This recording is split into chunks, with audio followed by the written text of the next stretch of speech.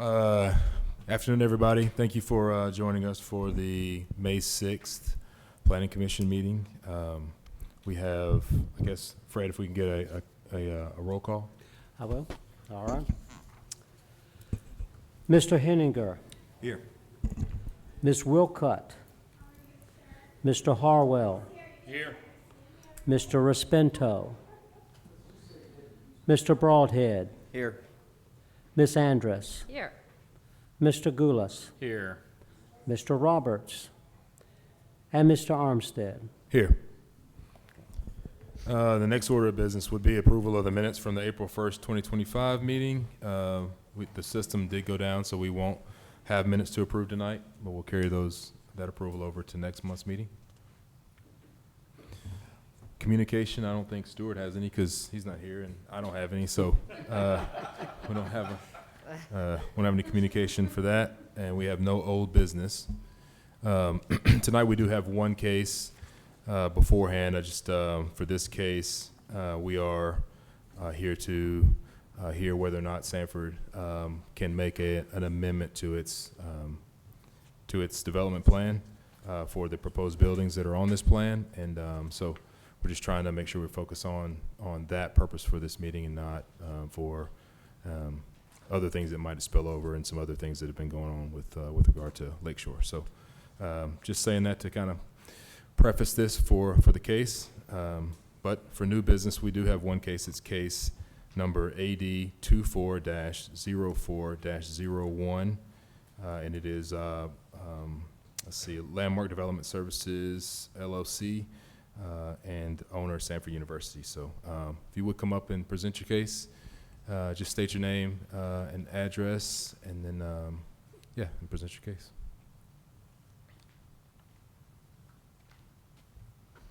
Good evening, Bob Dunn with Landmark Development. Address, I'll say Samford University. Appreciate the time once again. I certainly hope that the Planning Commission doesn't get tired of seeing me and my cohorts, but appreciate the time tonight to talk about the Bulldog District. We have a very short presentation, try and hit some of the key points, and then certainly happy to answer any questions. Obviously, you've all seen the materials. I think the key point with tonight's discussion from a Samford Horizons perspective is the Bulldog District is really entirely about meeting the residence requirement of Samford University. It's a resident program academic institution that can't meet its own residency requirements today. As you know, we're currently in the midst of completing the first phase of bringing housing onto campus. Those projects have gone very well. Looking forward to opening those for the coming fall semester. And Bulldog District would be the next step in the generation of working to meet the residency requirements. So you've all seen these diagrams before. As you know, the overall plan for Samford Horizons breaks down into these 4 districts. The Bulldog District you see to the left, and the Bulldog District is really entirely about creating a new lifestyle resident environment for the students. The projects that we're going to talk about tonight, West Village and what we call Stadium Village, are what are on the screen and have been in the materials before you. West Village, we'll go through the program. For West Village, apartment style upper division housing units, 872 planned beds within those 2 facilities that you see on the plan.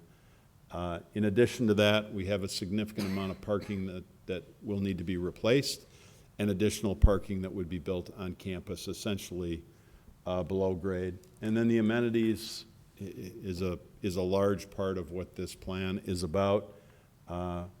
One area where Samford is lacking relative to its peers is creating this type of apartment-style housing with the modern amenities that have just become dominant on campuses across the country. And so this is really aimed to bring Samford up to the new age of a residence environment on campus.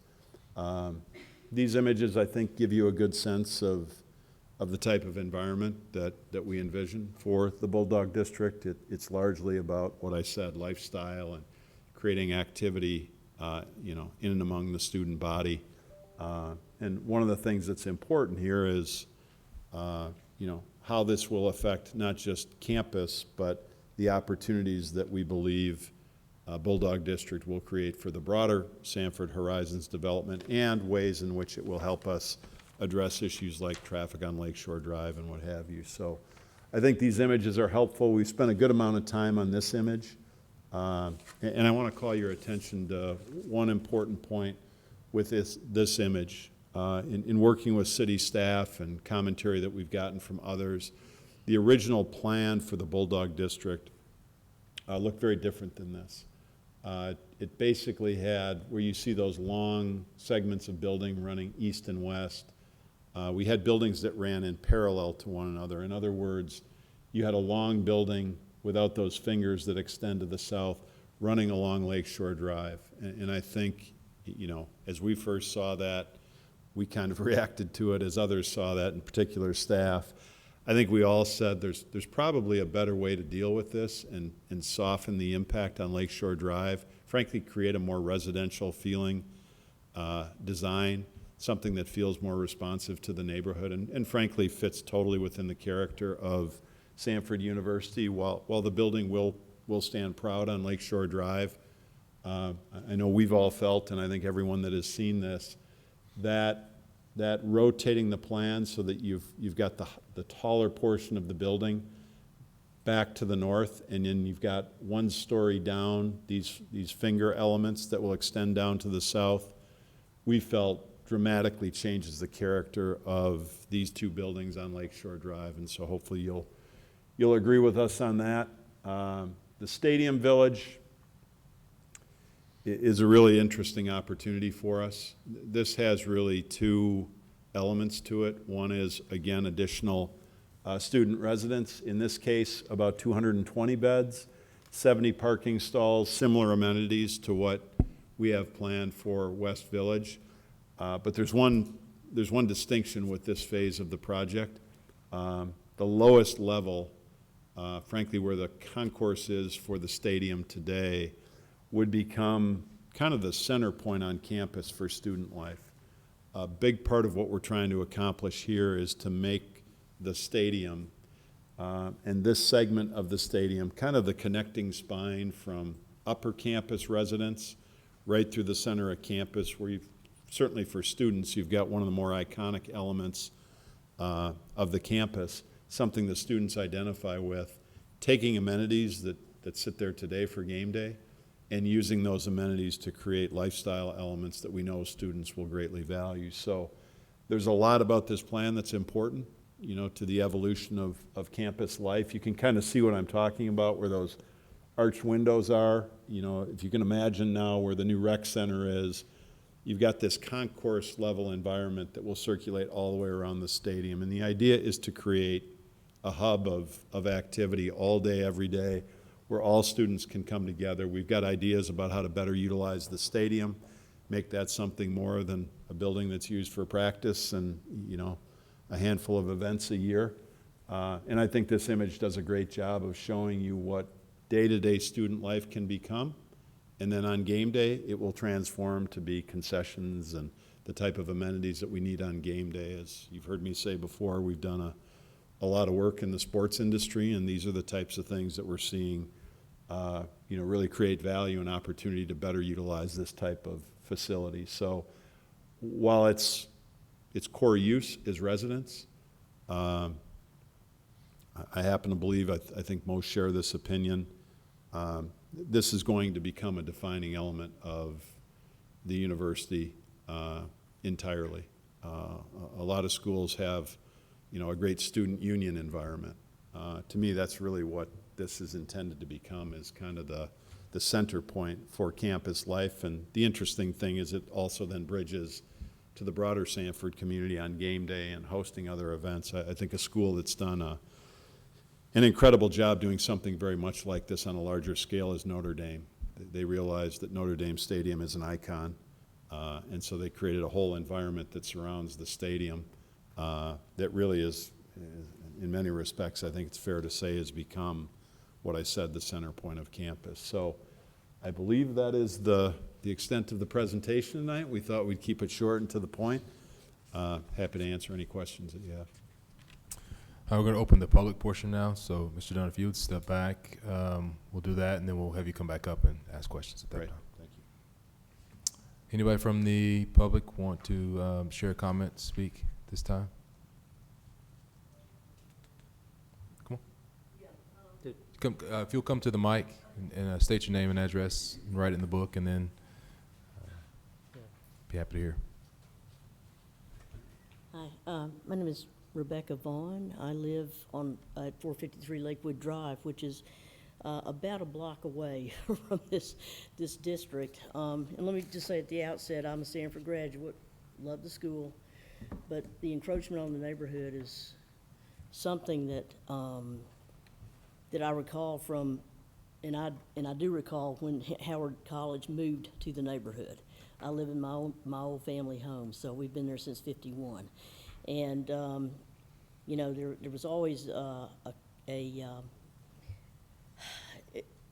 cooperation with Samford University and Homewood that, you know, they were not going to encroach on the neighborhood. So, I mean, I understand they're growing and they have to do this, but my biggest concern is the traffic. The high school has already put a huge burden on my street, which connects Lakeshore Drive and Salter Road.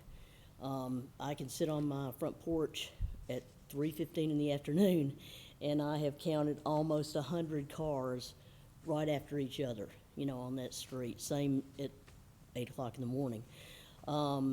It's my street is very curvy. You know, people are speeding on it already. I mean, all that kind of stuff.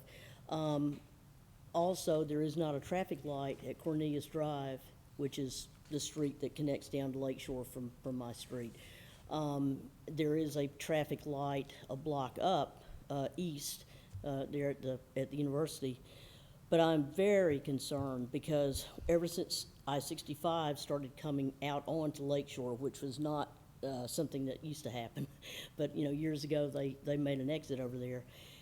It's put an undue stress on Lakeshore Drive and the residents that live all around there. And so I really, my question is, I haven't been to any of these meetings, so I don't really know. My question is, what are your proposals and what are your plans to address these traffic problems that are already in existence, but they are going to be worse? I think you would all agree. And that's all I have to say. Thank you. Thank you. May I get you to sign, excuse me, may I get you to sign the sign-in sheet, though? Yes. Your name and your address. Yeah, thank you.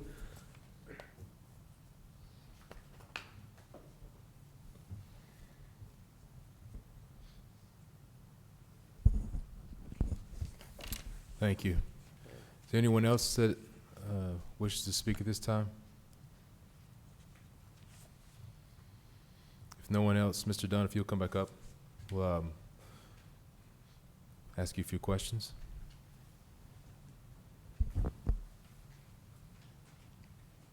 You close the public hearing. Guess for the record, we will close the public portion and have Mr. Dunn come back up and ask you a few questions this time.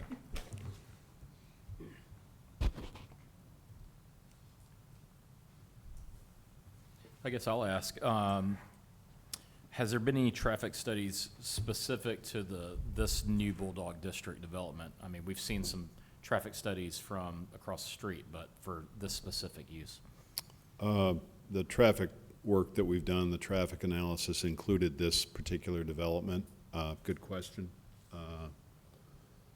The advantage that we have in bringing the residents back on campus, you know, starting with this coming fall, but for the housing that is soon to be completed, we would have 650 additional students not able to reside on campus.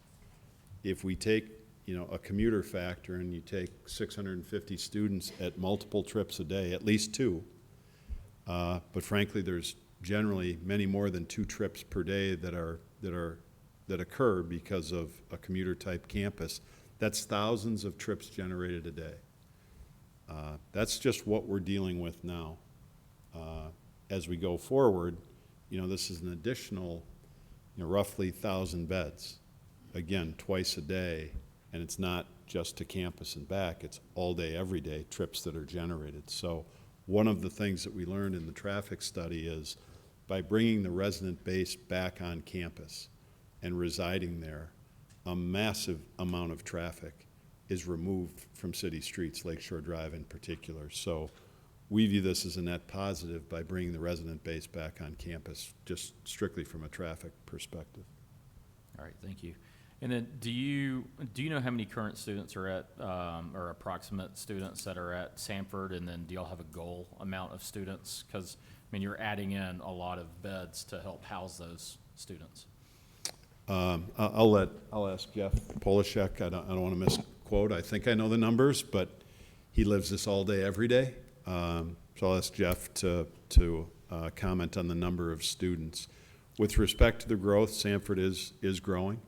And what we're particularly focused on is being able to meet that growth and be able to meet that growth from a residency requirement. So let me ask Jeff to comment. Mr. Polishek, if you will sign in too.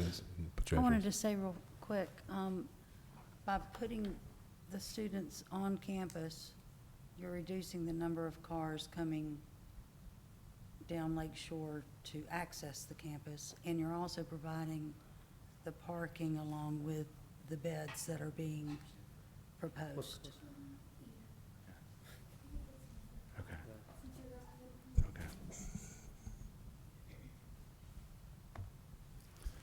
Good evening. Jeff Polishek, AVP for Construction and Operations for Samford University. We're currently about 6,200 students on campus, of which about just over 4,000 undergraduate and just a little bit under 2,000 graduate students. This would be our 15th consecutive year of growth. Most of those years have been anywhere from maybe 25 to 50 students a year. This last 2 years in particular, we've had growth of more of 100 to 150 to 200. Some of that was the Birmingham Southern students that came in this year. That was an additional about 150 students beyond what we normally have. The projections for this coming year could have our freshman class close to the 1,200 mark, which would get us up probably more like 6,300 for the start of the fall. And then we'll continue to sort of incremental growth over these next 5 to 10 years or so.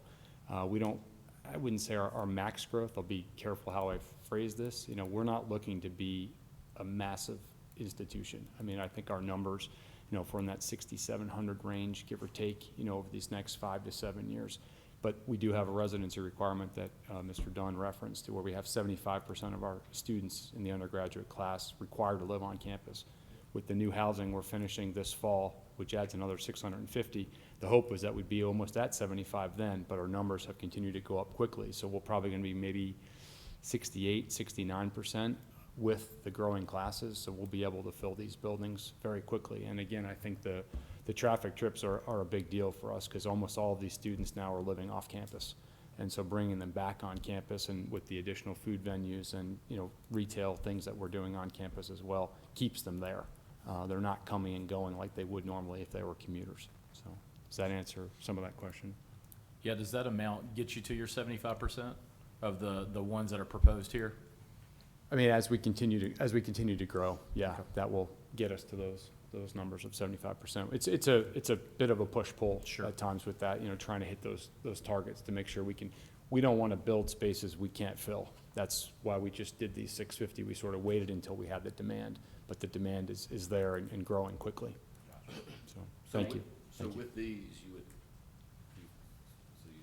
right now you would have close to 5,000 beds, is that right? Correct. With Yeah. these? We're going to be at just about 3,100 beds this fall.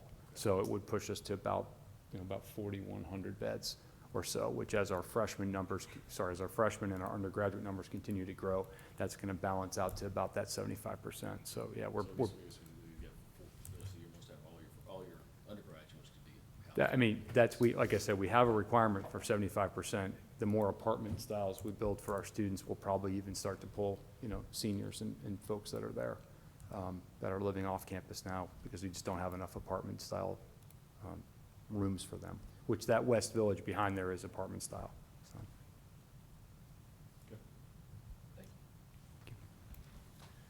Hey, one question she was just referenced a minute ago about it's really this Lakewood Drive kind of cut through from Salter that was referenced for the high school students. That this sort of new entrance that you have or new exit that you have on campus is pretty close to that. Have you guys looked at the impact it would have on there not being an intersection right there? At the west end, can Yeah, we, so- can you pull up the plan is that strictly exit, not ingress Right and out. egress? Yeah, I think that- Right-hand turn out. So you'll have a right-hand turn out, and then Cornelius will have basically a stop sign and then a crossing right there, which a bunch of high school students will be crossing the road. So you've kind of got this sort of exit and crossing thing happening. It's just sort of food for thought. I don't think there's much of a question. It's going to present somewhat of a problem, I think. Yeah, we don't see a large volume of traffic there. It's something that we believe, and I think the fire chief believes is an important for fire egress. Really what we're trying to do is concentrate the parking to come in off the back gate dominantly, and don't expect to see a lot of traffic coming up and slipping out the back way there. Yeah, I don't think it's as much you guys. I think it's just the existing Yeah. 8 o'clock and 3 o'clock is going Right. to be tough right there. Yeah, I think it's, that intersection, I forgot your name, you brought up Cornelius. I mean, that really is becoming a dangerous intersection. Yeah. Because I know my kids are one of the kids that probably speed through it, so I apologize. But that road, having to cut across without a light, it really is starting to get dangerous, especially with everything else. I wonder how close this is, and could you tie it to a light? Oh, it's like, yeah, it's like too. I mean, it's How far back close enough? Because- it's too close. Yeah. Or do y'all own the houses on Samford? The ones. Not on Samford, on Immediately on Lake west? Shore to the west of this, directly west of this? There's a couple that we do. Does it go all the way to Cornelius or There's one or not? two that I think there's one there that we do not own, maybe two.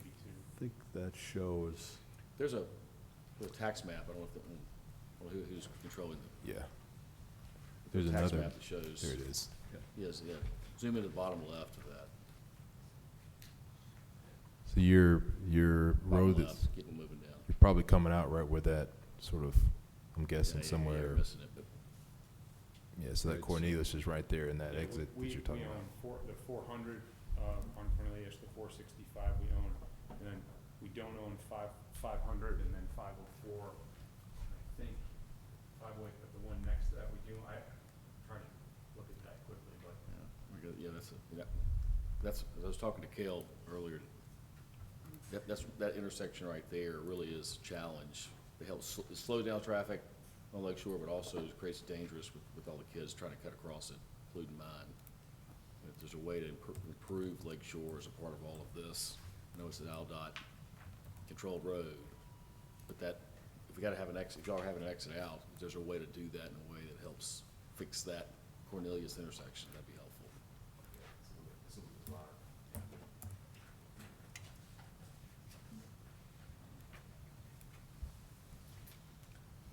Can y'all speak to the parking? I know there's parking decks. I was just curious, a lot of these buildings are on top of existing parking parking lots. Is there a net parking impact as far as the campus is concerned and There is. guests on game day and things like that? Just curious if you, there positive is, or negative. we got a net gain, if I remember correctly, of about 600 stalls after we replace what's there now. You know, we're finishing the current deck that we had before you a little over a year ago, almost 2 years ago. That'll open this fall, and, you know, one of the unfortunate realities in most campuses, there's just never enough parking, so this would replace what's there and add a significant amount of additional parking.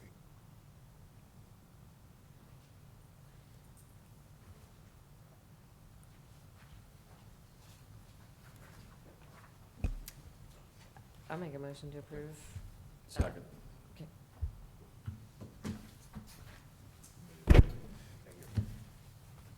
We're gonna make a motion to Could approve May I case. ask a question this Mhm. before? Just a curiosity question. I mentioned it in the pre-meeting. The construction traffic, as you come in and try to build, particularly the Stadium Village structure, Is that gonna necessitate closing that roadway? Because that's a pretty major roadway for all students going up and around to the northern side. Have y'all taken that into consideration? Yeah, we have.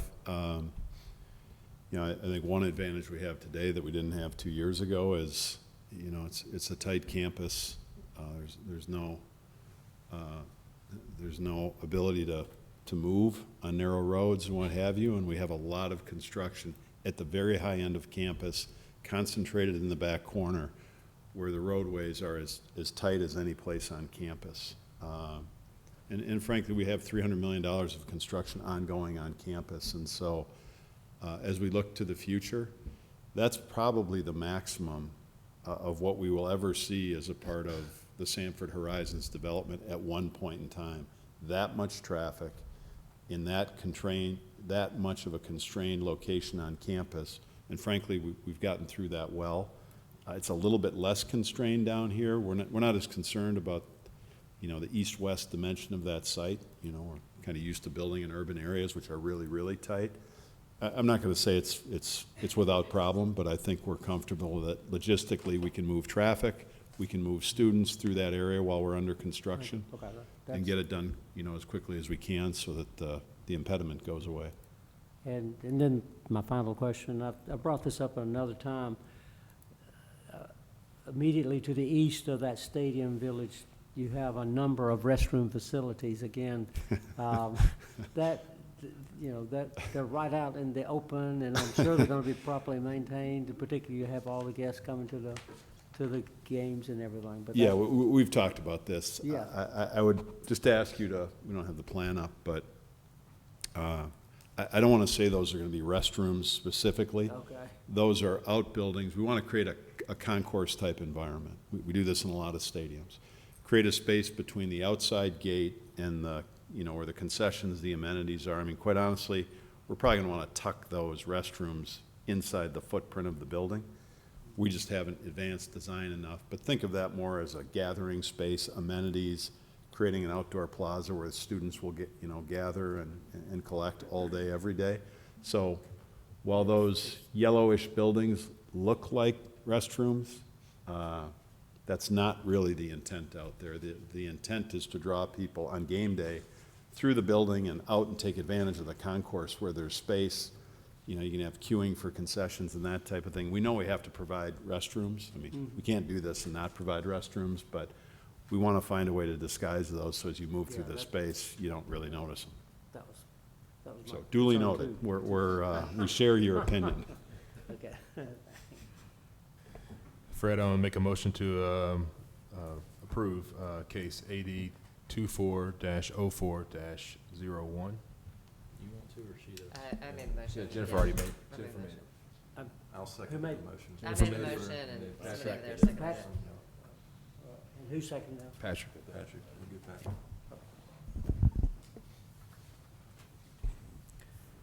All right. Mr. Harwell, Yes. Mr. Henninger, Yes. Ms. Andrus, Yes. Mr. Goulas, Yes. Mr. Broadhead, Yes. and Mr. Armstead. Yes. Case passes, I don't know the number, 6-0? 6-0? Yes. Carry forward to the city council. Great. Thank you. Make a motion to adjourn? Guess the next order of business is communication from staff, communication from staff.